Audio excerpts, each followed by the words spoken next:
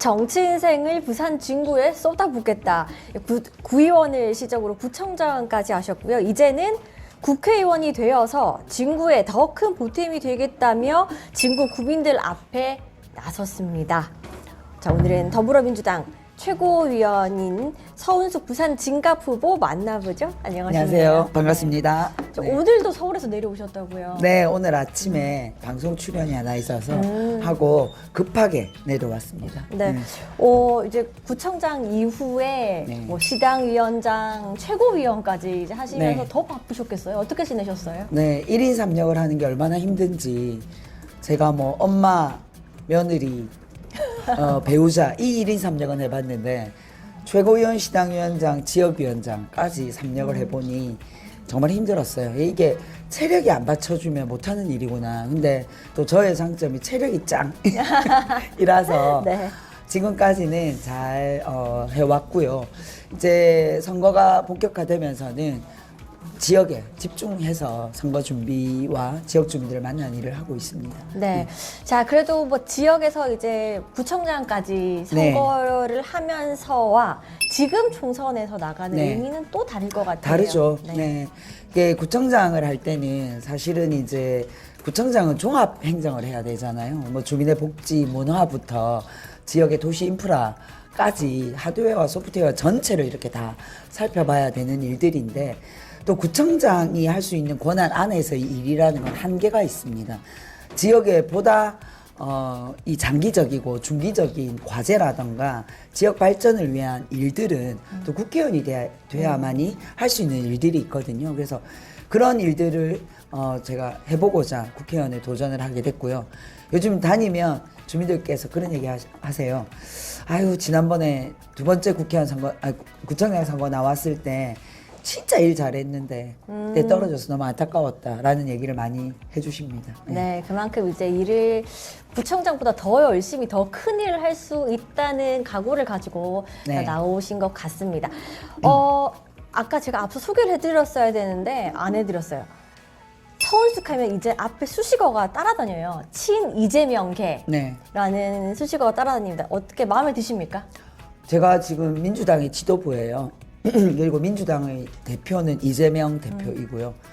그러면 지도부는 당연히 친 이재명이 되겠죠. 이재명하고 친해야 되겠죠. 근데 이 친하다는 것이 단순히 개인적인 관계가 아니라 민주당을 말 그대로 혁신하고 그리고 민주당이 총선에서 승리하고 또 결국은 재집권을 하기 위한 과정에서의 역할로서 주어진 것이지 개인적인 친소관계에 의한 친 이재명계 이런 거는 저는 프레임이라고 생각합니다. 하나의 저는 그냥 원팀을 위한 그렇죠. 원팀을 위한 하나의 수사이지 실제로 이재명의 민주당이 이번 총선에서 어떤 결과를 나오느냐에 따라서 저희들에 대한 평가 또한 아주 혹독하게 내려질 거라고 생각을 하고요. 개인적 친소관계가 아닌 공적인 관계에서 만들어진 민주당 원팀 저는 이렇게 표현하고 싶습니다. 그 이재명 대표의 경우에는 뭐 저 같은 경우도 이제 말씀하시는 것들은 이제 스크린으로밖에 접하지 못했는데 옆에서 이제 지도부 회의를 이제 같이 하시면 자주 보시잖아요. 네. 일하는 스타일이나 이제 성격은 좀 어떠세요? 그 굉장히 언론에서 보여지는 이미지보다 굉장히 민주적입니다. 의사결정의 과정이 약간 지치고 집요할 만큼 민주적이세요. 계속 끌어내시려고. 그렇죠. 끌어내는 것이죠. 본인의 의견을 먼저 얘기해서 그것으로 끌고 가기보다는 전체의 의견을 묻고 그 속에서 집단지성의 결과물들을 만들어내려고 하시고 그렇다고 해서 대표가 리더십 없이 끌고 가는 건 아닙니다. 하지만 그것을 이루어 나가는 절차의 어떤 민주주의 이런 것들을 되게 중요하게 생각하시고 필요한 경우에는 단호하게 지도부의 의견을 이끌어내는 것도 있지만 굉장히 그 결론을 찾아나가는 과정이 민주적이라는 것을 저도 이재명 대표랑 처음 일을 해봤어요. 네. 처음 일을 해봤는데 이게 굉장히 이런 측면에서는 다르구나라는 걸 조금 느꼈습니다. 우리 진구 국민들께서는 서은숙 후보에 대한 개인적 친분이 있으신 분들 많으실 거잖아요. 성격을 알 건데 지도부에서 최고위원으로서의 서은숙 후보의 성격 또 스타일은 어때요? 사람이 바뀌겠어요? 할 말은 해야 된다. 할 말은 해야죠. 할 말은 해야 하고. 가장 쓴 소리는 뭐였어요? 제가 한 네. 가장 쓴 소리. 당내 분란과 분열을 조장하는 움직임에 대해서 저는 굉장히 단호하게 대처했습니다. 민주당은 지금 여당이 아니에요. 야당이에요. 특히나 지금 윤석열 정권의 이런 비민주적인 여러 가지 국정 운영에 관해서는 야당은 힘을 모아서 싸워야 하고 국민의 입장을 대변하고 권력을 견제해야 하거든요. 그런 과정에 싸우지 않고 당내에서 분란을 일으키는 그것도 저는 다양한 목소리와 분란을 일으키는 것은 다르다고 생각합니다. 네. 그래서 그런 것에는 제가 좀 쓴소리도 많이 했고요.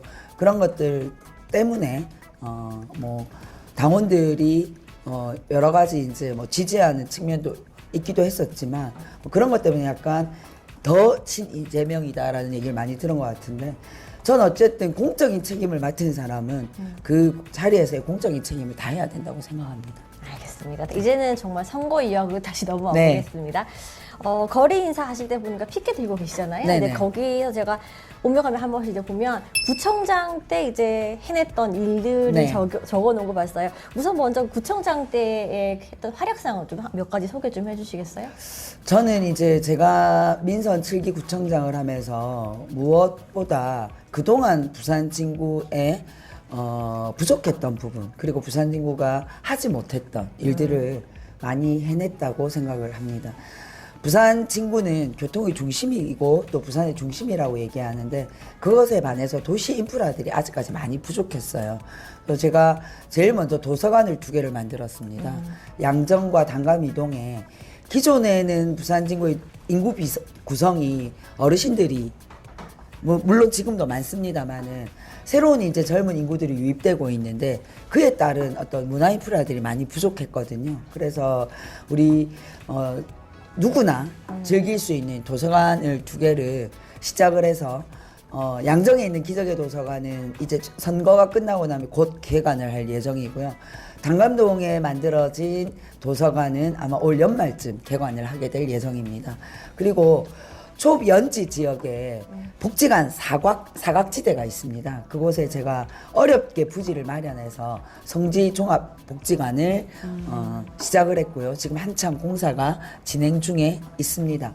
그리고 단감동이 공공 인프라들이 굉장히 부족했어요. 시민들이 뭔가 문화를 즐기거나 예술적인 활동을 할 수 있는 공간이 굉장히 부족했는데 백양문예종합회관이 총선이 끝나면 곧 개관을 할 예정입니다. 그래서 부암동, 단감동 주민들의 문화적 욕구를 해결할 수 있는 그런 공간을 마련을 했고요. 또 우리 청소년들과 지역 주민들을 위한 생활문화센터도 단감동에 개관을 했습니다. 그리고 그동안에 막혀있던 우리 마을의 길들을 소통될 수 있도록 빠르게 진행하는 사업들을 해왔고요.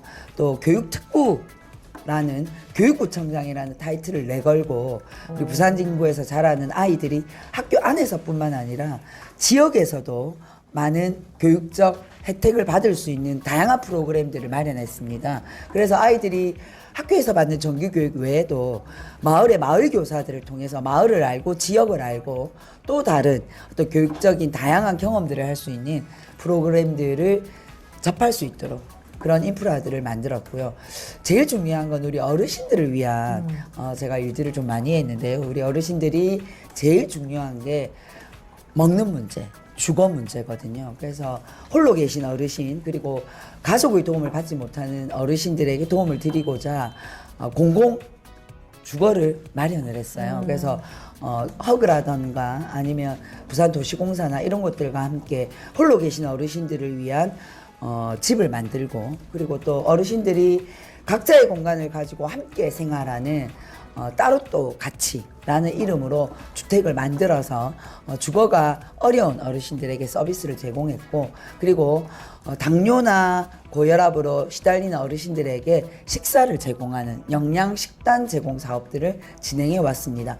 저는 앞으로 우리 사회가 더 고령화 사회로 가면서 어르신들에 대한 서비스는 이제 좀 더 구체적이고 세밀하게 들어가야 된다고 생각합니다. 어르신들의 치매 문제 그리고 구체적인 어떤 생활에서의 어려움을 해결해 줄 수 있는 이런 돌봄의 문제 이런 것들에 대한 보다 세심한 배려들이 앞으로 우리 정치가 또 눈을 돌려야 되는 지점이라고 생각하고요. 그런 사업들을 구청장을 하면서 해보면서 정말로 필요한 사업들을 좀 알 수 있는 그런 경험의 시간이었다고 생각합니다. 네. 시간이 더 있으면 말씀 더 하고 싶으신데 네. 그렇죠? 네, 이제 교통을 시작으로 문화, 교육, 여기에 이제 어르신들을 복지. 위한 복지 프로그램 조성, 마련, 공간 마련까지 많은 이제 활약상들을 봤는데 이와 이제 관련해서 구체적인 공약으로 들어가 봐야 될 네. 것 같아요. 구청장으로서의 하는 역할 뿐만이 아니라 이제는 더 큰 예산을 가지고 와서 구청장 때도 이건 내가 조금만 더 뭔가 힘이 있었으면 할 수 그렇죠. 있었을 네. 텐데라는 것도 있었을 거예요. 그럼요. 그걸 이제서야 조금 풀어볼 수 있지 않을까 싶은데 네. 어떤 공약을 준비를 하셨습니까? 제일 부산 진구에 거주하고 있는 주민들이 느끼는 어려움이 교통 문제입니다. 네. 참 역설적이게도 부산 진구가 교통의 중심이라고 얘기를 하는데 실제로 부산 진구에 거주하고 있는 단감, 부암, 초읍, 연지 이 4개 지역의 주민들은 어떻게 보면 교통 소외 지역에 들어가 있습니다. 부산에 지금 지하철이 1호선, 2호선, 3호선, 4호선, 지금 5호선이 이제 2026년 되면 개통을 하는데요. 이 지하철의 꽃역을 이용하는 주민들 지도를 그려놓고 보면 제가 아까 말씀드린 이 4개 지역의 주민들은 지하철 생활권 바깥에 있습니다. 그래서 대중교통을 버스에 시내버스에만 의존하고 있는데요. 저는 이 지역 주민들의 교통 문제를 해결하기 위해서 지하철 6호선이 신설되어야 된다고 주장합니다. 지금 5호선 사상 하단선이 끝나고 나면 6호선 사업이 저는 빠르게 추진돼야 된다고 생각하고요. 센터머에서부터 시작해서 하마정을 거쳐서 부전 그리고 초변지 단감 부암을 지나 개금까지 가는 14km의 지하철 6호선이 시설되어야지만 앞으로 폭발적으로 늘어나는 이 지역의 아파트 입주에 대한 교통 문제를 해결할 수 있다고 생각을 합니다. 사실 저는 이 사업은 굉장히 때가 늦었다고 생각합니다. 이미 10년 전에 시작했어야 될 사업인데 아시는 것처럼 그동안 부산 진구는 최근에 6번의 선거를 치르면서 5분이 낙하산 인사들이 왔습니다. 지역을 알지 못하고 지역 현안에 어두운 분들이 오셔서 지역을 알기도 전에 지역을 떠나버렸어요. 그래서 저는 이 중장기적인 지역 현안들이 해결되지 못했다고 생각을 하고요. 제가 국회의원이 된다면 구청장을 하면서 주민들로부터 들었던 이 교통 문제에 대한 원성을 빠르게 추진하도록 할 예정입니다. 네, 교통 외에 또 다른 공약 한 개 더 들어볼까요? 네, 또 하나 부산 진구의 단골 공약이 있는데요. 지난 20년간 부산 지역의 부산 진갑에 출마한 후보들의 1번 공약이 부전역 복합 환승 센터를 만들겠다는 것이었습니다. 부전역은 이제 그 마산선 그리고 여러 가지 이 노선들이 들어오면서 부산의 교통의 중심이 되고 있습니다. 게다가 가덕신공항이 2029년에 개항을 하면 가덕신공항까지 가는 철도가 부전역에서 출발을 하게 됩니다. 그랬을 때 부전역의 기능은 더 확대되고 다양해집니다. 그랬을 때 복합 환승센터로의 개발이 필요하고 이곳에 도심공항 터미널까지 들어와야지만 실제로 교통 요충지로서의 역할들을 할 수 있다고 생각하고요. 그동안 하지 못한 숙제를 반드시 해결하도록 하겠습니다. 알겠습니다. 부산 진갑 서면 같은 경우에는 이제 우리가 본선거 때 거의 마지막 날이죠. 거의 네. 다들 이제 집중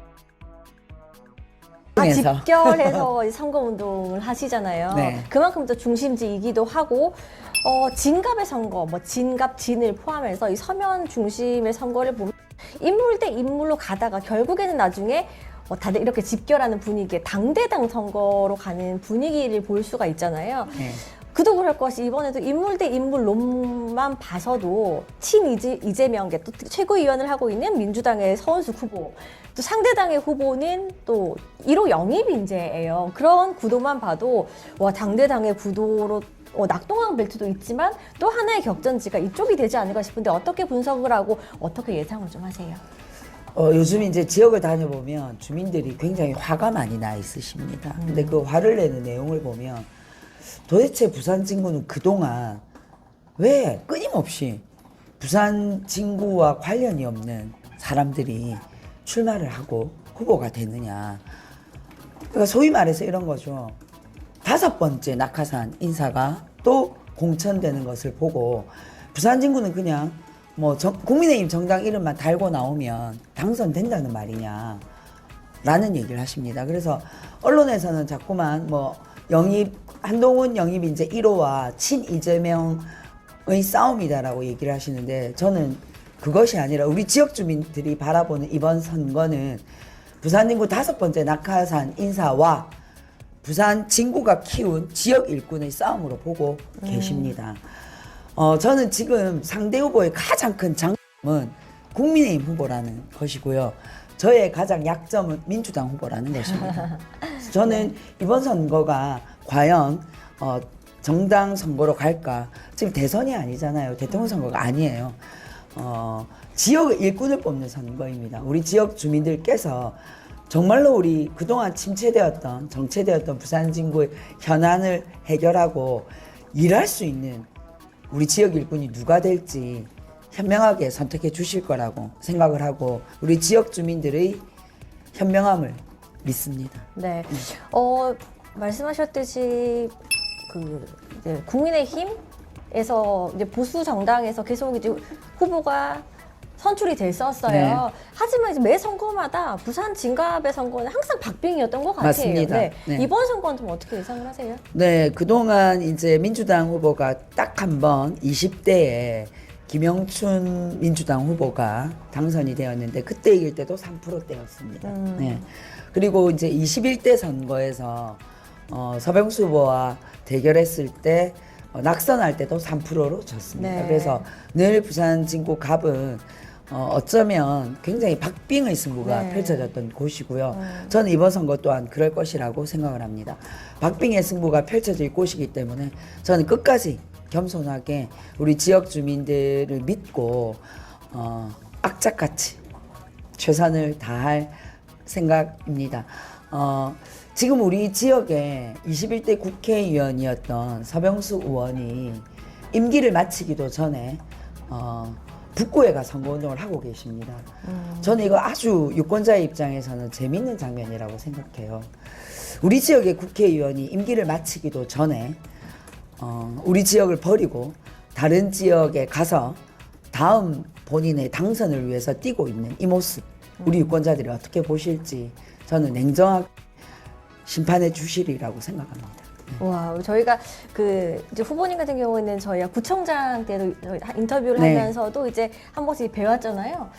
최고위원에서의 이 말의 수위와 이 냉철함이 많이 달라지셨는데요. 감사합니다. 많이 날카로워지셨습니다. 고맙습니다. 네, 알겠습니다. 저와의 대화는 조금 부드럽게 넘어갔죠? 네. 알겠습니다. 자, 이제 부드러웠어요. 자, 이제 그러면 오늘 10여 개 언론사와 공동 대담을 하고 있습니다. 제 질문 여기까지 하고요. 이제 개별 질문을 받도록 네. 하겠습니다. 얼마나 더 날카로운 질문이 나올지 기대를 해보면서 질문 받도록 하겠습니다. 네. 뉴스 정승 기자입니다. 네, 안녕하세요.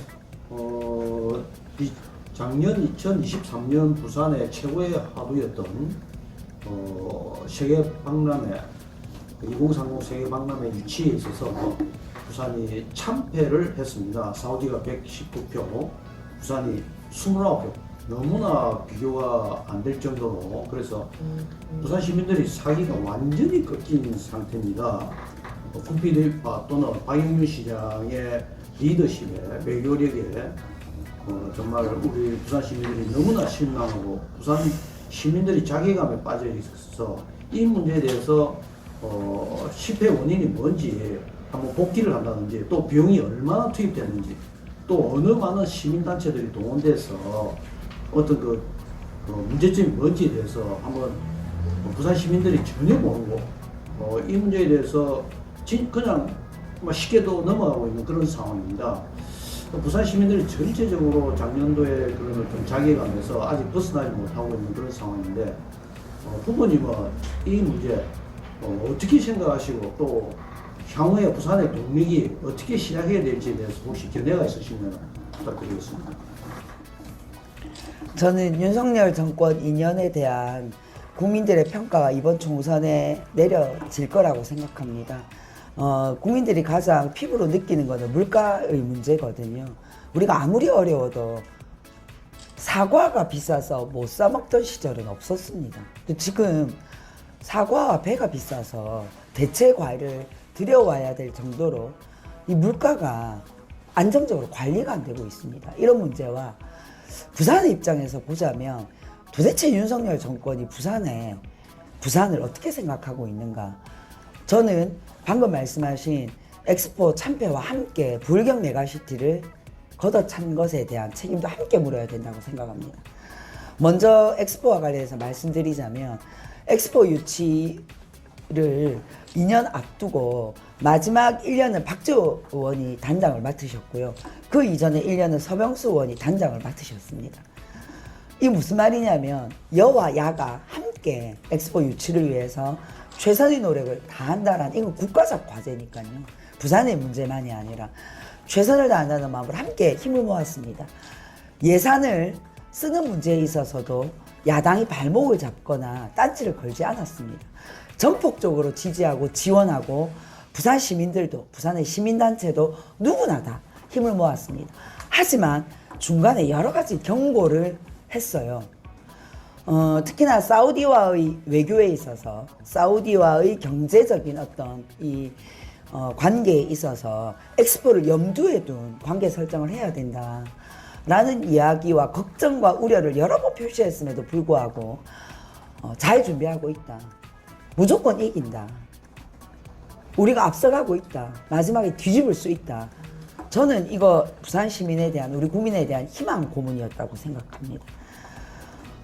5개 경제단체를 앞장 세워서 엄청난 예산을 쓰고 부산시의 예산도 엄청나게 많이 투입됐어요.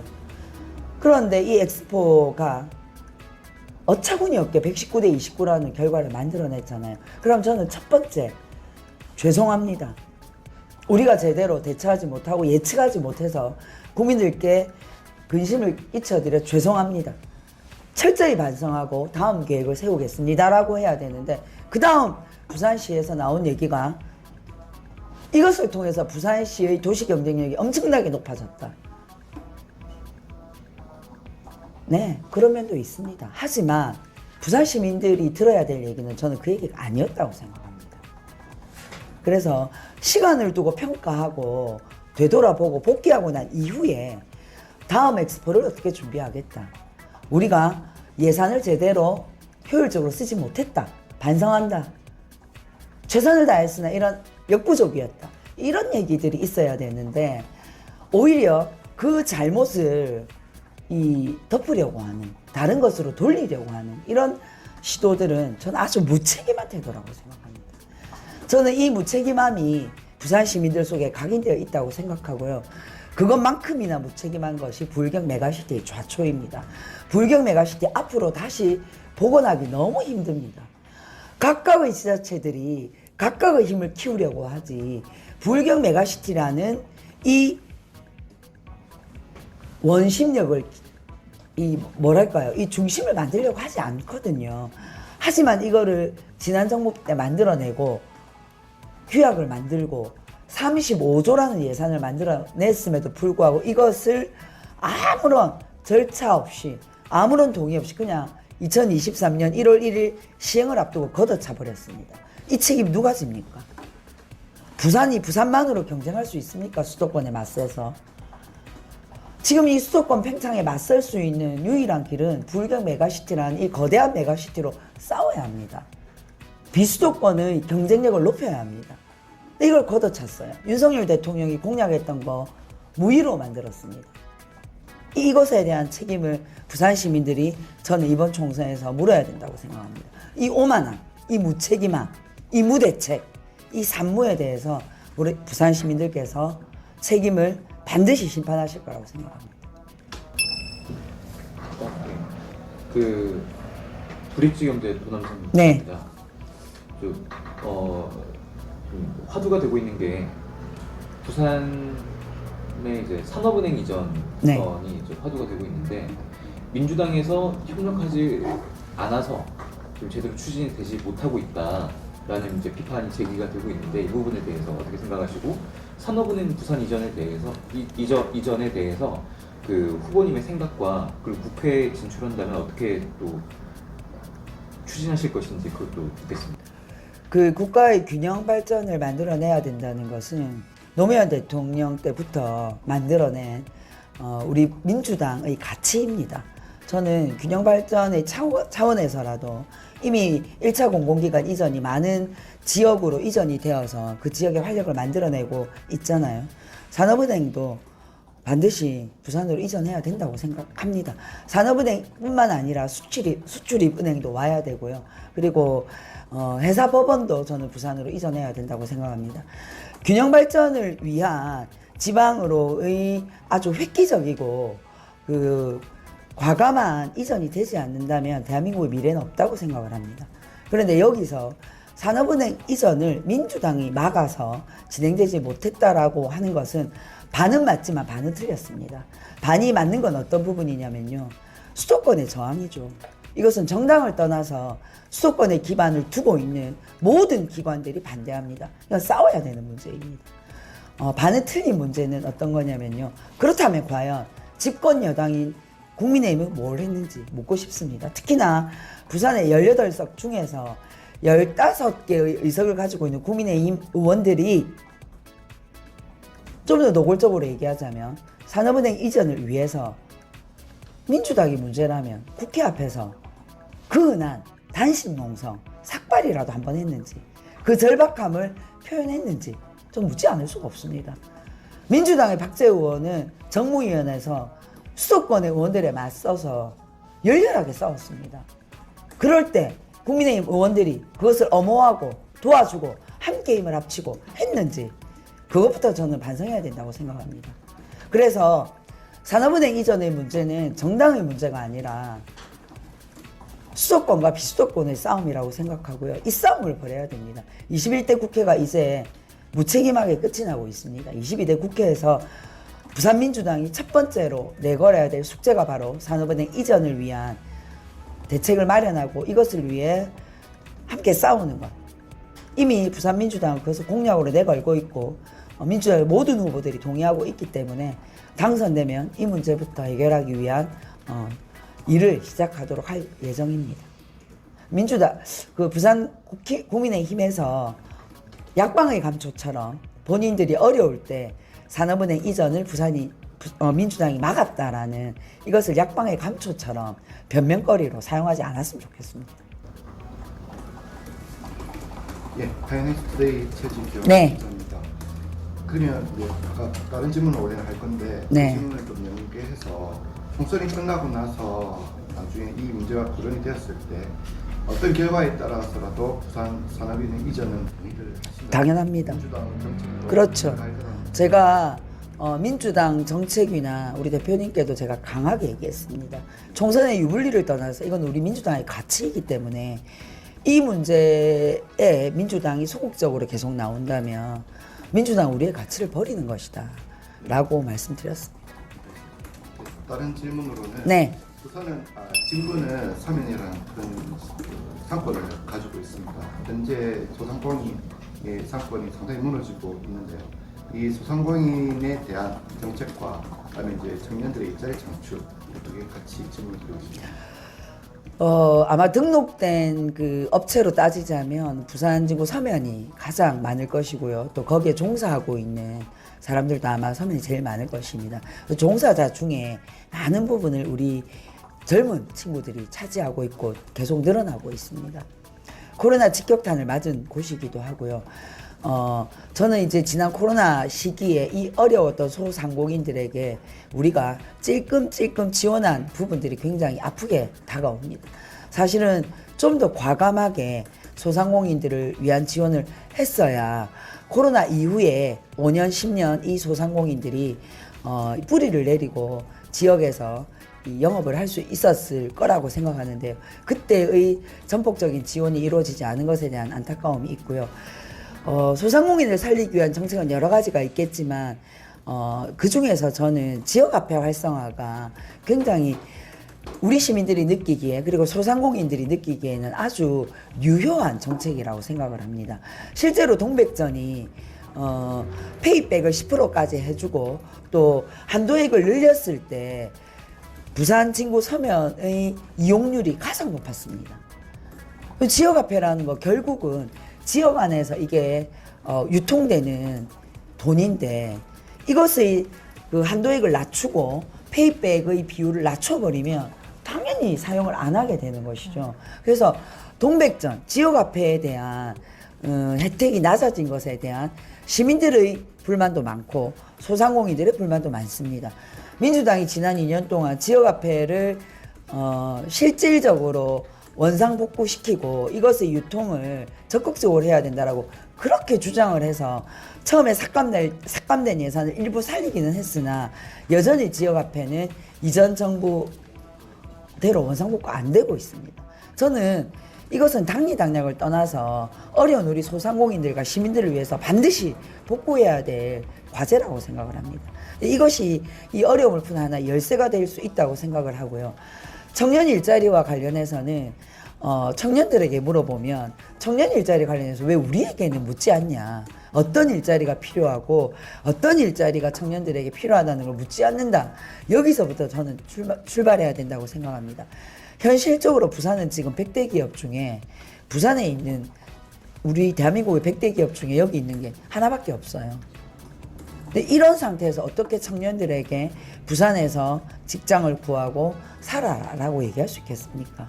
저는 다양한 고민이 필요하다고 생각하고요. 100대 기업 중에 있는 기업을 유치하는 것도 필요하지만 부산만이 할 수 있는 장점을 살린 e스포츠 산업이라던가 게임 산업 이런 것들을 보다 적극적으로 유치해야 된다고 생각을 합니다. 부산에 있는 공간들을 활용해서 굴뚝 없는 산업들이 부산에 유치되어야지만 앞으로의 젊은이들이 미래를 보고 전념할 수 있는 그리고 몰두할 수 있는 그리고 호응할 수 있는 그런 일자리들이 만들어질 수 있다고 생각합니다. 민주당의 부산 공약 1번이 바로 e스포츠 산업과 게임 산업을 부산에 유치하겠다라는 것이고요. 그것의 인프라를 부산에 만들겠다라는 것입니다. 저는 이런 것들을 통해서 떠나려는 청년들을 붙잡고 부산에 미래를 만들어 나갈 수 있는 모티브가 될 수 있다고 생각을 합니다. 네. 네, 감사합니다. 스마트 FM 서수원 기자입니다. 네. 원래 질문 드리려고 했던 게 몇 가지 있었는데 중간에 다 답이 나와서. 네. 근데 아까 제가 굉장히 가벼운 질문을 네네.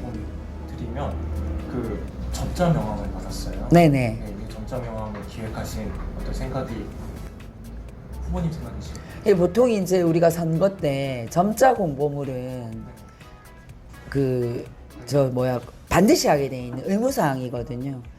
근데 우리가 그 점자 공보물을 보내는 거는 시각장애인들을 위한 것도 있지만 저는 사실은 장애인의 문제는 장애인 당사자만의 문제는 아니라고 생각해요. 우리 사회가 장애인에 대한 인식을 바꿔야 하고 나도 언제든 장애인이 될 수 있다라는 마음을 가져야 된다고 생각을 해요. 그래서 이 점자 명함을 받았을 때 느끼는 그 마음, 장애인에 대해서 한 번 더 생각해 보게 되고 또 시각장애인의 어려움에 대해서 한 번 더 생각해 보게 되는 계기가 된다고 생각하고요. 늘 그런 마음으로 정치를 하겠다라는 뜻은 크지만 그 담겨 있는 마음은 그런 마음으로 점자 명함을 준비했습니다. 네. 감사합니다. 지금 질문 드릴 게 두 가지인데 네. 조금 두 가지가 좀 다른데 먼저 드리고 싶은 질문은 이번에 부산 지역의 국회의원 후보로 나오시는 분들 중에 여성분들이 많다, 여성 풍년이다. 그래서 이제 국민의힘은 3분, 그다음에 더불어민주당은 6분이 나오시는데 이 여성 국회의원분들이 이렇게 일할 수 있게 된 배경이라든가 그다음에 지금 이렇게 강세를 보이고 있는 또 힘을 내고 있는 부분에 대해서 어떻게 생각하시고 앞으로는 그 여성들에 대해서 어떻게 생각하시는지 좀 여쭤보고 싶습니다. 세계적 추세 아닌가요? 여성들이 각 분야에서 여성의 장점을 두드러지게 발휘하고 있고 또 사회가 그런 것들을 인정하고 그 능력을 효능감을 맛보고 있는 시대로 저는 간다고 생각합니다. 이번에 민주당의 후보가 여성 후보 6명이에요. 거의 이제 33.3%로 역대 최고이거든요. 저는 그동안 민주당은 여성 정치인들에 대한 실질적인 양성과 배려를 충분히 해오고 있다고 생각을 합니다. 이제 저 같은 경우에도 지난번 시당위원장 선거에서 3명의 후보, 2명의 남성 후보와 제가 맞붙어서 경선에서 제가 압도적으로 1등을 했습니다. 그리고 민주당의 최고위원 5분, 그러니까 선거로 뽑힌 5분의 선출직 중에도 여성 최고위 2분이 계세요. 그리고 지명직 2명은 다 여성입니다. 그러니까 민주당의 지도부도 이미 여성과 남성이 반반쯤 됩니다. 이재명 대표의 뜻이기도 하고요. 그런 것들이 반영돼 있다고 생각하는데 여성들의 경쟁력이 정치 영역에서 여성의 경쟁력이 떨어지지 않습니다. 예전에는 소위 말하는 이제 남성 정치인이 유리하다고 생각했잖아요. 뭐 이렇게 술도 어울려서 마시고 담배도 피고 이러면서 서로 간에 학력, 인맥 이런 것들을 통한 정치가 남성에게 유리하다고 생각했는데 저는 지금의 정치, 앞으로의 정치는 그렇게 가지 않는다고 생각합니다. 국민의 민심을 제대로 읽고 그 국민에게 호응할 수 있는 감수성을 가지고 정치를 할 수 있는 그런 사람들이 전 앞으로 유능한 정치인이 될 거라고 생각하는데 그것에 맞는 것은 여성이 좀 더 맞지 않을까라는 생각이 들고요. 그런 면에서 앞으로 여성 정치인들이 좀 더 두드러지지 않을까라는 생각이 듭니다. 저는 이번 선거에 포인트를 이렇게 보고 있습니다. 민주당에 6명의 여성 후보들이 있는데 그동안 민주당 지역구에서 여성 후보가 당선된 적이 한 번도 없습니다. 그래서 저는 부산에서 민주당으로 지역구에 당선되는 첫 번째 여성 정치인이 되고 싶습니다. 네, 그 마지막 질문인데 제가 질문이 좀 많습니다. 그 후보님께 관심이 많아서 그런 것 같은데요. 그 이제 구청장 시절에는 아동 친화 도시 위원회를 또 이렇게 형성을 하셨었죠. 네, 이제 그렇게 알고 있는데 이번에 이제 출마를 하시면서 노인 친화 도시를 만들어야 된다. 내가 국회의원이 되면은 이게 테스트 베드가 될 것이다라고 하셨는데 아까 앞에서도 앞으로는 국회의원들이 노인들에게 눈을 돌려야 된다고 말씀해 주셨지만 여기에 대해서 짧게 한 가지만 이제 어떻게 하겠다라는 것도 한 가지만 말씀해 주실 수 있을까요? 지금 어르신들이 제일 걱정하는 문제가 치매 문제예요. 그래서 우리가 지금 문재인 정부 때 치매 안심센터를 각 동에 읍면동에 하나씩 다 설치를 했습니다. 그래서 지금 이제 60세가 넘으면 내가 치매에 대한 불안증이 있으면 가서 얼마든지 검사를 받고 또 그것에 대한 추적 검사까지 받을 수 있고 이게 치매 정도가 높으면 병원으로 연결해서 전문적인 치료를 받을 수 있도록 하는 이 연계 시스템은 마련이 되어 있습니다. 근데 문제는 이것이 조금 더 세심해야 된다는 것이죠. 치매가 발생하게 되면 간병인이 붙어야 돼요. 누군가 돌봐줘야 되잖아요. 자식들이 매달려서 치매에 걸린 부모님을 돌보기가 너무 어렵거든요. 그러면 전문 간병인들이 붙게 돼 있습니다. 전문 간병인에 대한 간병비가 너무 비싸요. 이것은 어르신들도 고민이고 자녀들도 고민이에요. 그래서 민주당이 내걸고 있는 간병비를 의료보험에 적용하도록 하겠다라는 것은 핵심적으로 이 치매와 연결이 되어 있는 공약이기도 하고요. 지금 치매 치료제들이 나오고 있습니다. 근데 너무 비싸요.